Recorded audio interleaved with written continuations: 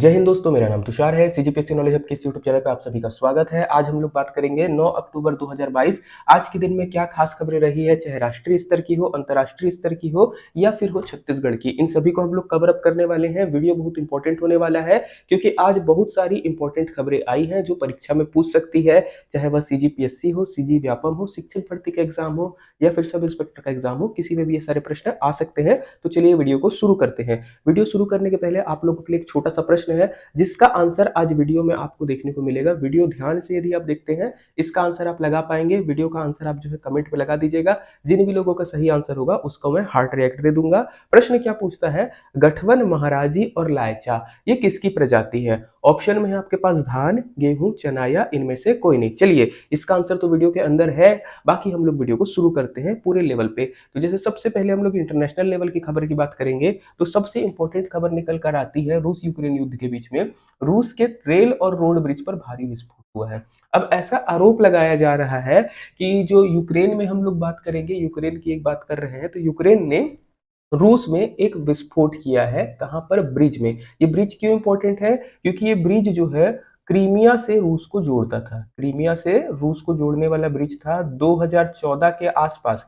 जब रूस ने क्रीमिया का अधिग्रहण किया था, रूस ने क्रीमिया को अपने में मिला लिया था, तब इस ब्रिज को बनाया गया था। 2018 में जो है इसमें शुरू हुआ था। दो प्रकार का आपको यहाँ पर ब्रिज देखने को मिलेगा, मतलब ट्रांसपोर्ट लेवल पे रेल भी यहाँ से जा सकती है और रोड भी, मतलब बाकी सड़कें भी जा सकती है। बहुत ही लंबा पुल आपको देखने को मिलता है। ये लगभग 19 किलोमीटर लंबा ये ब्रिज है जिस पर ये सारी चीजें हुई हैं। अब हुआ कैसा है, तो ऐसा माना जा रहा है शुरुआती रिपोर्ट में कि किसी ने विस्फोटकों से भरे ट्रक को लेकर इसमें उड़ा दिया। अब जब ये ब्रिज उड़ता है, ऊपर में हमारी क्या थी, यहाँ पर ट्रेन चल रही थी, कार्गो ट्रेन थी। अब इस ट्रेन की 9 बोगियों में आग लग गई है।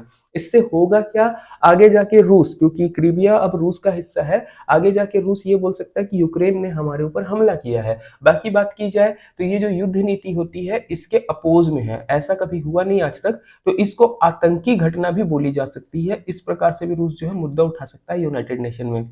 एक छोटी सी बात याद रखिएगा, इन सब चीजों का चीज लेकर अब परमाणु हमले के आसार बढ़ते हुए जा रहे हैं। उम्मीद है ऐसा नहीं होगा, बट ये एक खतरनाक घटना हो गई है, ये ध्यान रखने वाली बात रहेगी। चलिए दूसरी खबर की तरफ चलते हैं। पाकिस्तान से रिलेटेड है। पाकिस्तान में क्या बताया जाए, वहां पर एक वरिष्ठ मंत्री के साथ पर्यटकों का अपहरण कर लिया गया। किनके द्वारा अपहरण किया गया, तो तहरीके तालिबान पाकिस्तान, इन्होंने जो है, इनके आतंकियों ने यहाँ से जो है आपको पकड़कर पाकिस्तान के मंत्रियों का अपहरण कर लिया। अपहरण कर लिया मतलब किडनैप कर लिया।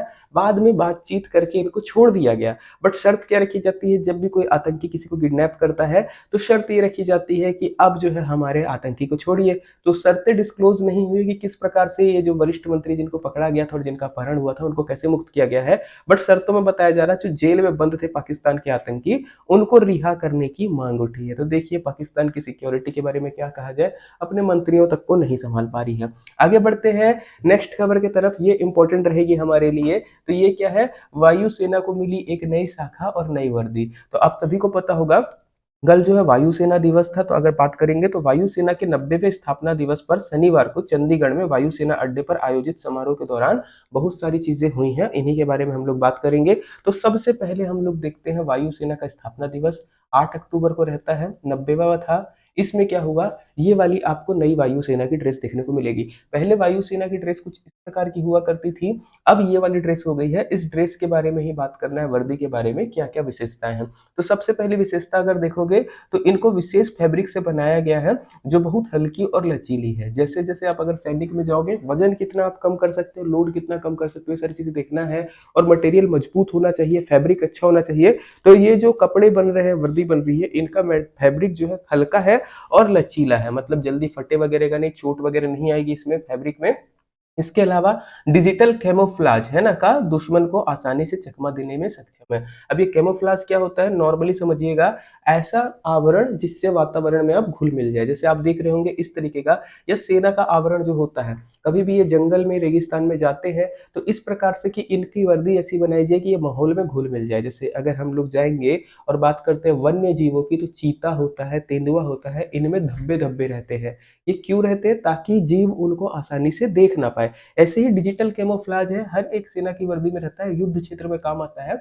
जल्दी से आपको नहीं पकड़ पाए। इसके अलावा रेगिस्तान, पहाड़ों पर, पानी में, बर्फ में और जंगलों में चलते दुश्मन नहीं देख पाएगा, वही चीज बता कर रहे हैं। इसके अलावा डिस्पोज करना भी आसान है, अगर सैनिक दुश्मन के इलाके में फंस जाता है तो वहां अपनी तुरंत वर्दी उतार कर फेंक कर टी शर्ट में आ सकता है, जिससे उसे अपनी पहचान छिपाने में मदद मिलेगी। मतलब इसको आसानी से आप डिस्पोज भी कर सकते हो। बाकी बात की जाए तो पहले क्या रहता था, अगर वर्दी को देखा जाए तो शर्ट हमेशा पैंट के अंदर हम लोग लगाते थे। आजकल वाली जो ड्रेस आई है इसमें ऐसी आवश्यकता नहीं है। ऐसा क्यों कर रहे हैं, ताकि आपका कंफर्ट बना रहे। इसको क्या बोलते हैं, टक इन बोलते हैं इसको। और ये टक इन वाली टी शर्ट नहीं है हमारी, जो नई वाली वर्दी में आई है। तो ये हो गई हमारी वायुसेना में। बाकी अगर देखा जाए तो और क्या क्या चीज है, स्वतंत्रता के बाद पहली बार वेपन सिस्टम ब्रांच को केंद्र सरकार ने मजबूती दी है।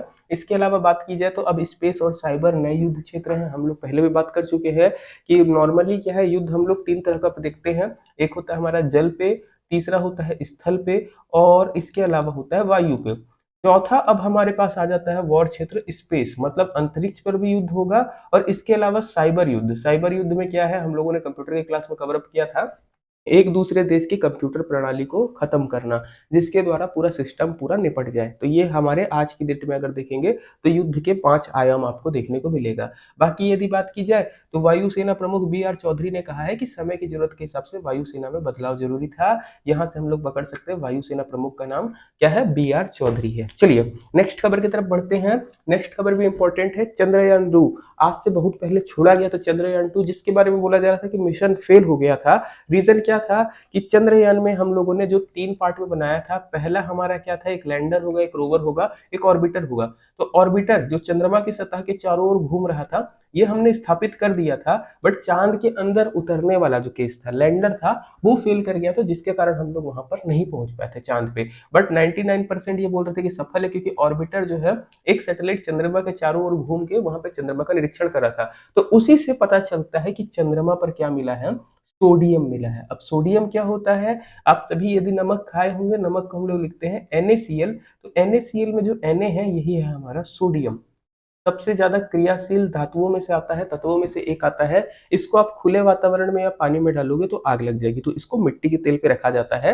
तो इसी के बारे में बात करते हैं कि कैसे पता चला। ऐसा तो है नहीं कि चंद्रमा के अंदर उतरे हैं, ये बाहर से ही पता किया गया है। तो किस प्रकार से है, तो इसरो ने एक बहुत बड़ी सफलता हाथ लगी है, इसके चंद्रयान 2 के ऑर्बिटर में लगे एक्सरे स्पेक्ट्रोमीटर की क्लास ने पहली बार चंद्रमा की सतह पर प्रचुर मात्रा में सोडियम का पता लगाया है। तो जो हमारा ये घूम रहा है ऑर्बिटर, जो ऑर्बिट कर रहा है चंद्रमा को, उसमें एक एक्सरे स्पेक्ट्रोमीटर लगा हुआ है, और जिसके तहत जो है आपको चंद्रमा की सतह पर सोडियम का पता लगाया गया है। यदि आप लोगों में से किसी ने फिजिक्स पढ़ा है 12th तक में, तो वहां पर आप लोगों को चीज बताई गई होगी कि अलग अलग तत्व जो होते हैं उनके स्पेक्ट्रम अलग अलग आते हैं। इसके हिसाब से उनका एक्सरे स्पेक्ट्रोमीटर ने क्या किया, आपका पता लगाया, और पता चलता है कि सोडियम है।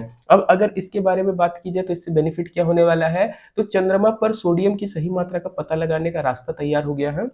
UR राव उपग्रह केंद्र में किया गया है स्पेक्ट्रोमीटर क्लास का निर्माण, ये भी याद रखिएगा। अध्ययन के क्षेत्र में अनेक, भारत को अनेक मौके दिए गए चंद्रयान की नई खोज ने, ओके, इसके ध्यान रखने का।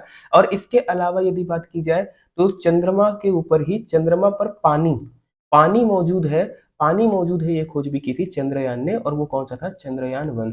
तो सोडियम का पता लगाना या चंद्रमा में पानी का पता लगाना, ये दोनों श्रेय आज की डेट में चले जाएगा किसको, भारत को। चंद्रयान 1 ने पानी का पता लगाया और चंद्रयान 2 ने सोडियम का पता लगाया। चलिए आगे बढ़ते हैं। नेक्स्ट खबर हमारी इंटरनेशनल लेवल से जुड़ी है। इसमें सबसे पहले हम लोगों को मंत्री का नाम ही जानना है, जिन लोगों को नहीं पता होगा। हमारे देश में वर्तमान में पेट्रोलियम मंत्री कौन है, हरदीप पुरी जी हैं। इन्होंने स्पष्ट किया है कि जहां से मिलेगा वहां से तेल खरीदेगा भारत। मतलब ऐसा आप दबाव नहीं डाल सकते भारत के ऊपर कि आप ये देश से मत खरीदो, वो देश से मत खरीदो। अब इसके बीच में भी क्या है, केस आता है रूस यूक्रेन वाला।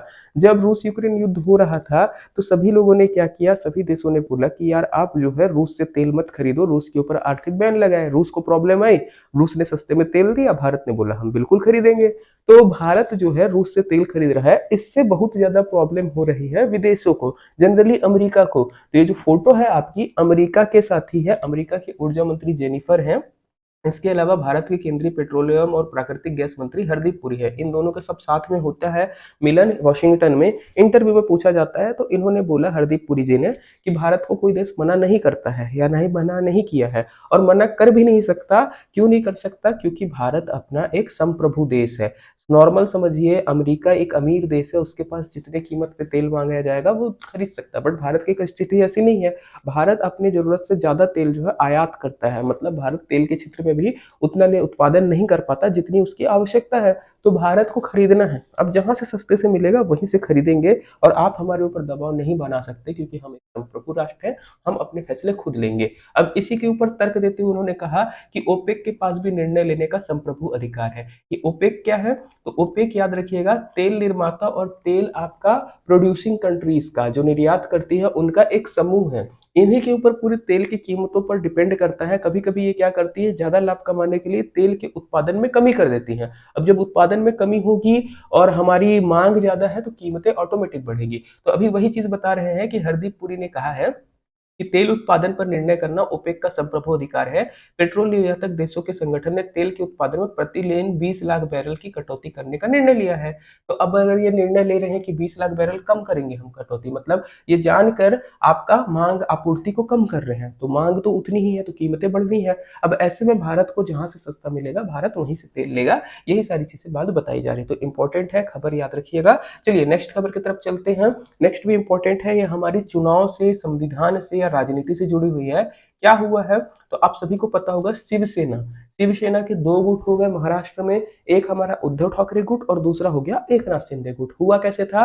दल बदल के कारण। दल बदल में क्या हुआ, 2/3 शिवसेना के विधायक आपका उद्धव ठाकरे के गुट को छोड़कर एक नया अलग ले लिए। अब यहाँ पर दल बदल कानून नहीं लगा, क्योंकि 2/3 विधायक जो थे कर दिए। अगर 2/3 से एक भी कम होता तो बाकी लोगों को दल बदल कानून के तहत जो है उनकी सीट चली जाती, बट ये पार्टी का दो टुकड़ा हो गया। अब ये पार्टी के जब दो टुकड़े हुए तो शिवसेना का जो चुनाव चिन्ह है, चुनाव चिन्ह क्या है? धनुष बाण। अब इसका प्रयोग कौन करेगा, इसको लेकर लड़ाई चल रही थी। अब इसी बीच में ये सुप्रीम कोर्ट में जा रहा है केस कि किसके पास होगा।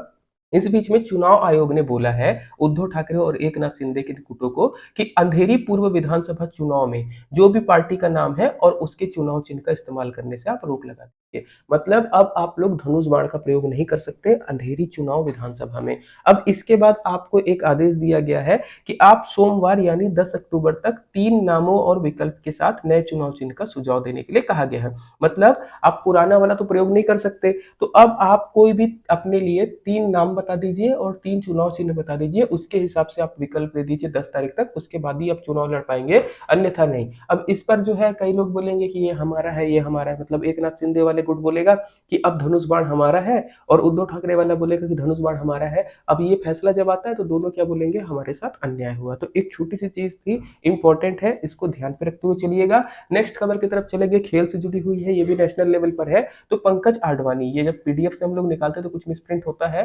पंकज आडवाणी ने 25वीं बार विश्व ट्रॉफी जीती है। तो किस खेल से जुड़े हुए हैं? तो याद रखिएगा, स्नूकर खिलाड़ी हैं पंकज आडवाणी। इनको जो है विश्व चैंपियनशिप के बिलियर्ड्स फाइनल में हरमन सौरव कोठारी को 4-0 से हराकर अपने करियर की 25वीं विश्व ट्रॉफी जीती है। जो बेसिक क्वेश्चन हो सकता है, पंकज आडवाणी का संबंध किससे है? स्नूकर से है, और 25वीं विश्व ट्रॉफी जीत रहे हैं। इस बार भी उन्होंने ही जीती है। कहां पर हुआ था? कुआलालंपुर में हुआ था। ये ध्यान रखने वाली बात रहेगी। चलिए आगे बढ़ते हैं नेक्स्ट खबर की तरफ। अब छत्तीसगढ़ से खबर आ रही है, बहुत इंपॉर्टेंट है। जो आज का हमारा क्वेश्चन था इसी से रिलेटेड था। धान की 3 किस्मों में पाए गए हैं कैंसर रोधी गुण। ओके, छत्तीसगढ़ में धान की 3 किस्मों में कैंसर रोधी गुण पाए गए हैं। टोटल छत्तीसगढ़ में हम लोग अगर देखेंगे तो बहुत सारी धान की प्रजातियां आती है। लगभग 23,250 प्रजातियां जो है कृषि विश्वविद्यालय में बनाई गई है, जो हमारे यहाँ होती है। इनमें प्रमुख रूप से 13 प्रजाति है जिसमें औषधि गुण पाए जाते हैं। याद रखिएगा, 13 प्रजातियों में औषधि गुण है। अब ये 13 में भी 3 ऐसी प्रजातियां हैं जिनका नाम है गठवन, महाराजी और लाइचा। ये 3 प्रजातियों में कैंसर रोधी क्षमता, मतलब ये 3 प्रकार के धान हैं जो कैंसर को रोकने में सक्षम है, ऐसा बोला जा रहा है। और ऐसा हम लोग नहीं बोल रहे हैं। तो इंदिरा गांधी कृषि विश्वविद्यालय और भाभा एटॉमिक रिसर्च सेंटर, ये दोनों मिलकर चूहों पर परीक्षण किए थे और वो परीक्षण सफल रहा कि कैंसर जो है इसको रोक सकते हैं। इसमें भी यदि बात की जाएगी तो धान की लाइचा प्रजाति सर्वाधिक प्रभावी है। ये बता रहा है, कृषि वैज्ञानिकों ने बताया कि औषधि गुणों में धान की गठवन, महाराजी और लाइचा प्रजातियों में लाइचा प्रजाति फेफड़े और स्तन कैंसर की कोशिकाओं को खत्म करने का गुण सबसे ज्यादा होता है। लंग कैंसर जनरली पुरुषों और महिलाओं दोनों को होता है, बट स्तन कैंसर की जब बात आती है, ब्रेस्ट कैंसर की, तो वो ज्यादातर महिलाओं को ही आपको देखने को मिलेगा। तो इनको रोकने में मदद करने वाला है। में भी लाइचा प्रजाति सर्वाधिक प्रभावी है। अगर पूरी डिटेल की बात करेंगे तो यही सारी चीजें लिखी हुई हैं कि चूहों पर प्रयोग किया गया था, चूहों पर प्रयोग सफल हो गया है, अब इंसानों पर परीक्षण होने वाला है। अभी परीक्षण ऐसा नहीं है कि अपने हिसाब से कर सकते हैं, तो भाभा एटॉमिक रिसर्च सेंटर ने केंद्र सरकार को प्रस्ताव भेजकर मनुष्यों पर इसके प्रयोग की अनुमति मांगी है। जब केंद्र सरकार द्वारा इस चीज की आ जाएगी अनुमति, उसके बाद आपको देखने को मिलेगा, और धीरे धीरे अगर ये सारी चीज सही रहा तो अपना काम बन जाएगा। और क्या हुआ है, तो वैज्ञानिक बोल रहे हैं कि धान की गठवन, महाराजी और लाइजा प्रजातियों का मनुष्य पर प्रयोग सफल होने के बाद इसके व्यावसायिक उपयोग के बारे में भी सोचा जाएगा। इसे दवा के रूप में लॉन्च करना है या भोजन के रूप में, इसके बाद ही तय किया जाएगा। मतलब दवा के रूप में दे या भोजन के रूप में दे, ये बात बाद में तय की जाएगी। ये तीनों प्रजातियां देसी है, इनके पौधों की ऊंचाई अधिक है, इसके चलते पकने के बाद भार अधिक होने के कारण पौधे गिर जाते हैं। इसलिए कोशिश की जा रही है कि पौधों की ऊंचाई को कम करने के लिए, बौना करने के लिए म्यूटेशन या ब्रीडिंग का प्रयोग किया जाएगा। ओके, मतलब अभी क्या दिक्कत आ रही है, पौधे ऊंचे ऊंचे हैं तो जब धान लगता है तो अपने ही वजन के कारण ये गिर जाते हैं, तो इसको रोकने की कोशिश की जा रही है। बोल रहे पौधों की हाइट कम किया जाएगा। बहुत इंपॉर्टेंट खबर है, एकदम इंपॉर्टेंट, हो सकता है पूछ दिया जाए, तो एकदम ध्यान रखिएगा। चलिए नेक्स्ट खबर की तरफ चलेंगे। तीन खबरों को एक साथ कवर अप कर रहे हैं। ये तीन खबरें क्या है, तो सीजीपीएससी से जुड़ी हुई है। सीजीपीएससी की परीक्षा की उत्तर पुस्तिका अब देख सकेंगे प्रत्यभ्यर्थी। तो आज के बाद आप जो भी पेपर देते हैं, आप जैसे सीजीपीएससी में पेपर दिए, पहले क्या होता था, हम लोग अपनी कॉपी नहीं देख पाते थे कि हमारा रिस्पॉन्स सीट क्या है। अब आप रिस्पॉन्स सीट अपनी देख पाएंगे। अभी वर्तमान में बात की जाएगी तो देखिएगा 30 दिनों तक आप ये देख सकते हैं, उसके बाद अपने आप डिलीट हो जाएगा। अभी कौन कौन से अपलोड किए गए हैं, तो सहायक अनुसंधान अधिकारी परीक्षा 2022, उप पुलिस अधीक्षक, इसके अलावा खनिज अधिकारी, सहायक भौमिकीविद, होम्योपैथिक चिकित्सा अधिकारी, दंत शल्य चिकित्सक, सहायक क्षेत्रीय परिवहन और परिवहन उप निरीक्षक, निरीक्षक वाष्प यंत्र, ये इसमें शामिल है। इन सब की आप उत्तर पुस्तिकाएं देख सकते हैं। 30 दिन तक रहेगा, आप आराम से देखिए, उसके बाद ये ऑटोमेटिक हट जाएंगी। दूसरी खबर की बात करेंगे तो राष्ट्रीय पिकल बॉल स्पर्धा में छत्तीसगढ़ को रजत पुरस्कार मिला है। ये नेशनल गेम से अलग है, ये चीज ध्यान रखिएगा। तो पिकल बॉल एसोसिएशन के तत्वाधान में मध्य प्रदेश में पिकल बॉल एसोसिएशन द्वारा 7 से 9 अक्टूबर तक इंदौर में दूसरी राष्ट्रीय पिकल बॉल स्पर्धा आयोजित की गई थी। इसमें शनिवार को पहला पदक मिला है छत्तीसगढ़ को, रजत। ये किसको मिला है, तो याद रखिएगा एन नाथेलियन, इनको ये पदक मिला है छत्तीसगढ़ से। चलिए फिर थर्ड खबर के बात करते हैं। तो यूनिक वॉर रेसलिंग टूर्नामेंट आज आयोजन होने वाला है। यूनिक वॉर रेसलिंग टूर्नामेंट, आप लोग अगर डब्ल्यू देखते हैं ना, तो डब्ल्यू के ही जैसा आज छत्तीसगढ़ में रेसलिंग टूर्नामेंट आयोजित होने वाला है। अब इसको हम लोग क्यों कवर अप कर रहे हैं, क्योंकि प्रदेश के इतिहास में पहली बार ये हो रहा है। मुख्य अतिथि के तौर पर तो हमारे मुख्यमंत्री जा रहे हैं, इसका बहुत बड़ा बड़ा स्लोगन भी न्यूज़पेपर में आया है। पहली बार यूनिक वॉर नामक प्रो रेसलिंग टूर्नामेंट का आयोजन किया जा रहा है। जब यहाँ पर लगता है प्रो, प्रो का मतलब होता है प्रोफेशनल रेसलिंग, याद रखिएगा। पहली बार जो है प्रोफेशनल रेसलिंग का आयोजन किया जा रहा है छत्तीसगढ़ में। तो ये हमारी हो गई एक और इंपॉर्टेंट खबर। तो इतनी खबरें थी आज की हमारे पास। अगर आपको वीडियो पसंद आया होगा तो लाइक कर दीजिएगा, शेयर कर दीजिएगा, चैनल पे नए हैं तो सब्सक्राइब कर दीजिएगा। बाकी 7 अक्टूबर है, आज आपको टेस्ट देखने को मिल जाएगा। 9 अक्टूबर है ना, आज आपको टेस्ट देखने को मिल जाएगा, भारत का इतिहास और छत्तीसगढ़ का इतिहास। इसके अलावा अंतर्राष्ट्रीय और राष्ट्रीय स्तर की समसामयिक घटनाओं का टेस्ट जो है ऑलरेडी चल रहा है। ऐप जो है, ऐप में जाके टेस्ट दे सकते हैं। इसके अलावा यदि वीडियो का हमारे पीडीएफ चाहिए रहता है क्वेश्चन आंसर का, तो आपको पीडीएफ में मिल जाएगा, पंचायती राज नोट से मिल जाएगा। आप इस बैच में आ सकते हैं। मैथ रीजनिंग का वीडियो जो है ले सकते हैं पैकेज। इतना था आज की वीडियो के लिए, धन्यवाद, जय हिंद।